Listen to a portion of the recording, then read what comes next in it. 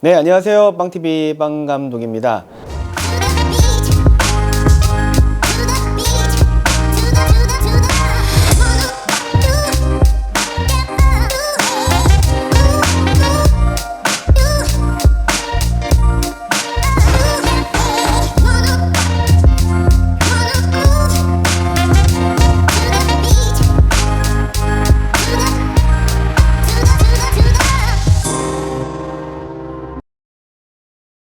오늘은 조금 새로운 콘텐츠로 업로드를 할 예정인데요. 뭐냐면 제가 그동안 이제 제작했던 뮤직비디오 중에서 이제 하나씩 선정을 해가지고 이 뮤비와 관련된 좀 얽힌 새로운 뒷얘기들을 조금 이렇게 나눠보는 시간을 가지려고 합니다. 다만 저희 채널이 어쨌든 영상 제작과 관련되어 있기 때문에 이 뮤직비디오에 쓰였던 뭐 어떤 카메라의 종류, 뭐 어떤 촬영의 기법들 혹은 뭐 편집의 기법들, 다양한 좀 뒷얘기들까지 포함해서 함께 좀 나눠볼 계획으로 만든 컨텐츠라고 보시면 될 것 같고요. 그래서 이 내용들을 이제 재생 목록을 따로 저희 채널 안에 만들어서 하나씩 업로드 할 테니까 재밌게 봐주시면 감사하겠습니다.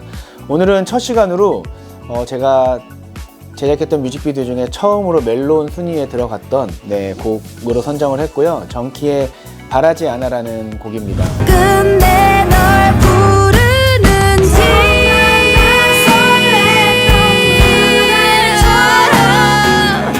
레이디스 코드의 소정씨가 피처링으로 참여해서 보컬을 맡았던 곡이기도 하고요.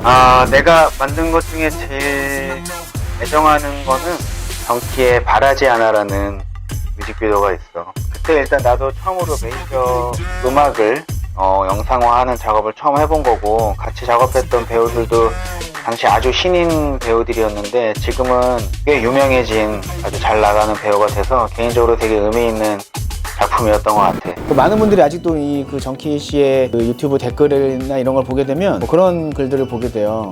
정키가 여자냐, 이거는 소정이 불렀는데 왜 정키 노래냐, 이런 글들도 많이 보이는데, 여러분 흔히 알고 계시는 그 유희열 씨나 프라이머리처럼 작곡만을 전문으로 하고 보컬은 이제 객원 보컬을 쓰는 형태라고 보시면 될 것 같아요.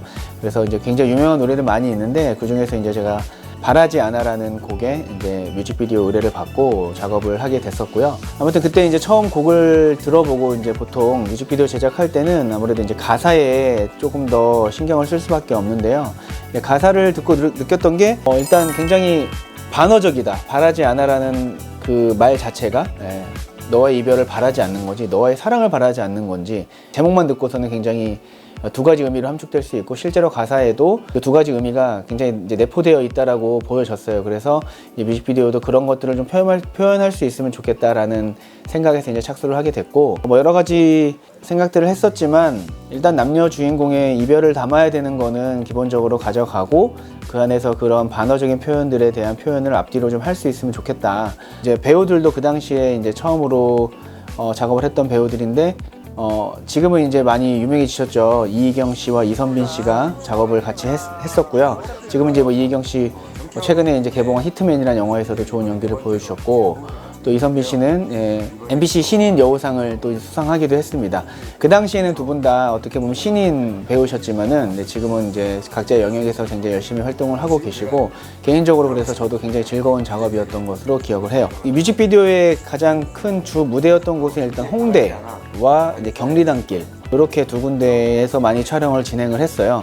이제 홍대에 제가 자주 가는 이제 라면집이, 일본 라면집이 하나 있는데, 그 뒷골목이 너무 평소에 볼 때도 굉장히 예뻐가지고 거기를 일단 가장 클라이막스에서 그 공간을 사용해야겠다라 생각을 했고, 이제 뮤직비디오라는 게 어쨌든 한정된 예산과 시간 안에서 움직이는 모든 영상이 마찬가지겠지만, 그러다 보니까 이제 그 주변 일대를 데이트 장소, 이별 장소로 다 선정을 했고, 가장 처음에 등장하는 이제 간판이 나오는 그 곳은 이제 백포티라고 하는 스튜디오 앞에서 실내씬과 인아웃으로 씬을 그곳에 촬영을 했습니다.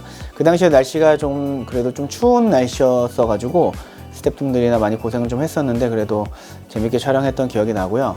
특별히 이제 여기에 쓰였던 카메라는 C300이라는 캐논의 중급형 캠코더로 촬영을 했었어요. 그 당시에 저는 처음으로 영상업계에 진입하던 시기였기 때문에 어떤 시네마 카메라나 이런 것보다는 어떤 게 색편이 좋을까라고 이제 고민을 많이 하다가, 그 당시 이제 C300이라고 하는 캐논의 캠코더를 사용을 하게 됐고요. 사용을 하게 됐던 또 가장 큰 이유 중에 하나는 연출에 있어서 좀 걷는 장면이 많았어요. 길거리가 좀 예쁘고 거리를 걷거나 울면서 걷거나 이런 장면들이 많다 보니까 뭔가 이 포커스를 맞춰야 되는 상황인데, 보통 이제 시네마 카메라에는 포커스 플로러가 하는 사람이 붙습니다. 그래서 별도의 포커싱을 이제 해주는 사람들이 붙어서 이제 진행을 하거나 혹은 뭐 옆에서 조절을 해주는데, 이제 그럴 만한 여건이 되지 않았기 때문에 당시에, 지금은 이제 오토포커싱이 굉장히 기술도 좋아지고 뭐 일반 미러리스에도 들어가는 기술이지만 그 당시에는 그렇게 좋지 않았어요, 오토포커싱 기술이. 그러다 보니까 C300이라는 그 모델이 그 당시 이제 캐논 어떤 특정한 렌즈 군과 결합을 하게 되면은 오토포커싱이 굉장히 잘 된다라는 얘기가 있어서 실제로 사용을 했고, 카메라에 짐벌을 연결하든 손으로 찍던 하던 간에 이제 걷는 장면에서 오토포커싱을 굉장히 잘 활용할 수 있었고, 이제 영상을 보시면 아시겠지만 별도의 포커싱 조절 없어도 핀이 굉장히 잘 맞은 채로 걸어가는 장면들을 이제 담을 수가 있었습니다.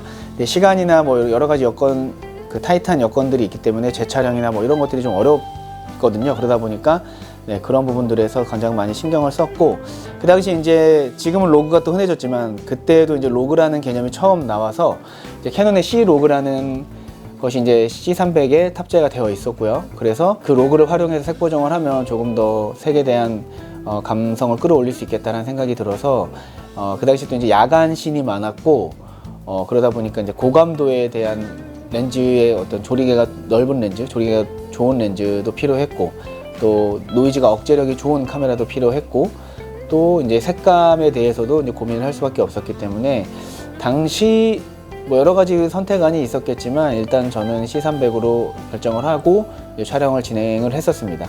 네, 그래서 이제 첫 장면에 대한 얘기를 좀 해보고 싶은데, 많은 분들이 이제 그 당시 댓글을 달아주셨었어요. 처음에 여기서 이제 여배우가 남자를 먼저, 남배우를 안고 있죠. 팔을 위로 올려서 안고 있고, 이것을 이제 남자 주인공이 이제 뿌리치는 장면에서 시작을 합니다. 그리고 이 남자 배우가 뒤로 싸우다가 이 남자 배우가 이제 뒤로 천천히 물러가게 되죠. 이별을 남자가 먼저 고하는 장면이라고 보시면 될 것 같고, 이 장면은 이제 뒤에서 리와인드해서 다시 들어오게 됩니다. 그래서 이제 보는 이로 하여금 제가 의도했던 거는 앞장면을 그대로 돌렸구나 라고 생각을 하다가, 이 장면에서 이제 마지막에는 남자가 안아주는 걸로 이제, 그쵸? 아까 앞장면과는 반대의 포옹 씬으로 이제 끝나게 되는 장면이라고 보시면 될 것 같아요. 이 장면은 이제 눈치채신 분들은 댓글을 달아주셨고, 또 이제 모르고 그냥 쑥 지나가신 분들도 많이 계실 텐데, 일단 이런 의도가 있었다. 좀 이중적인, 가사에서 보여줬던 그 이중적인 의미, 혹은 이 둘이 어떻게 됐을까, 잘 됐을까, 안 됐을까, 좀 모호하게 끝내고 싶은 어떤 의도도 있었기 때문에 이런 형태로 진행을 했고요. 처음에 이제 이선미 씨가 가장 잘할 수 있는 게 우는 연기다라고 본인이 이제 말씀을 하시더라고요. 그래서 우는 씬을 꼭 하나 넣자 좀 생각을 했고, 그래서 일단 이렇게 쓸쓸하게 걸어가는 장면부터 시작을 합니다. 이 장면이 이제 홍대 거리예요. 홍대 거리 중에서 한 군데 골라서, 한 두세 군데 정도를 골라서 그냥 계속 걷기 시켰어요. 그냥 걷고 표정 연기를 해달라, 슬픈 연기, 방금 헤어진 연기를 좀 해달라. 제가 이제 C300을 사용했던 이유가, 이렇게 뭔가 조리개를 굉장히 열어놓고 아웃포커싱을 굉장히 심하게 줬습니다. 이랬을 경우에 사실 포커싱 맞추기가 상당히 어려워요. 수동으로 맞추게 되면. 특히 이렇게 걸어가면서 카메라가 움직이고 사람도, 배우도 같이 걸어가면서 움직일 때 뭔가 달리를 사용하거나 안정된 장비를 사용하지 않는 이상은 포커스 맞추기가 상당히 어렵습니다. 근데 이 C300에 이제 캐논 렌즈를 장착했을 때 보시다시피 이제 걸으면서도 포커스가 굉장히 잘 맞는 것을 볼 수 있고요. 네, 그 당시 일단 다 60프레임 사용했습니다. 슬로우 모션을 활용하기 위해서 60프레임으로 촬영을 하고, 최종 아웃풋은 24프레임으로 편집을 했기 때문에 슬로우 모션은 한 2배 정도의 슬로우 모션을 건질 수 있었고, 보시다시피 걸으면서도 포커스가 잘 맞는 모습을 보실 수가 있어요. 그때 제가 이제 이거 이어폰을 이제 오브제로 활용을 좀 했는데, 댓글 중에 뭐 이어폰 광고냐 이런 글도 있었는데, 그런 건 아니고, 이제 제가 개인적으로 이렇게 지금 분할된 이어폰 분할기라고 하나요?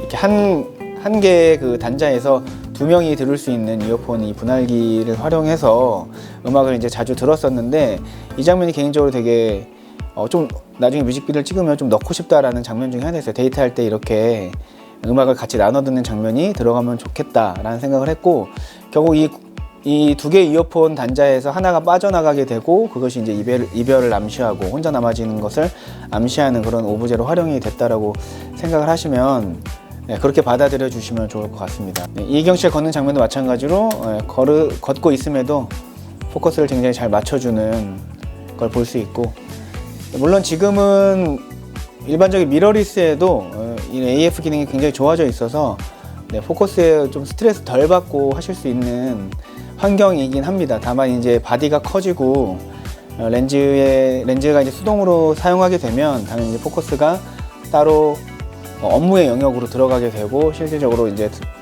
수동으로 조작해서 만져줘야 되는 부분이기도 하죠.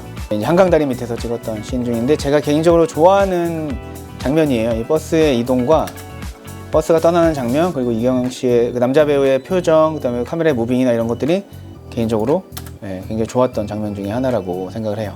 그리고 제가 좋아하는 골목이에요. 굉장히 좀 한옥의 느낌도 뒤에 있고, 가로등 불빛이 뒤에서 이제 백라이트가 딱 쳐주는 느낌으로 있다 보니까 별도의 조명 없이 좀 이렇게 쓸쓸한 느낌을 혹은 뭐 감성적인 느낌을 담아내기에 되게 좋았던 곳이라고 생각을 하고, 정키에 바라지 않아라는 뮤직비디오를 한번 말씀을 드렸어요. 뭐 더 많은 썰도 풀 수 있겠지만은 사실 저희 채널에서 오신 분들은 어쨌든 영상 공부하기 위해 오신 분들이니까 기타도 궁금한 사항들이 있으시면 댓글로 남겨주시면 제가 최대한 답변을 드려보도록 하겠습니다.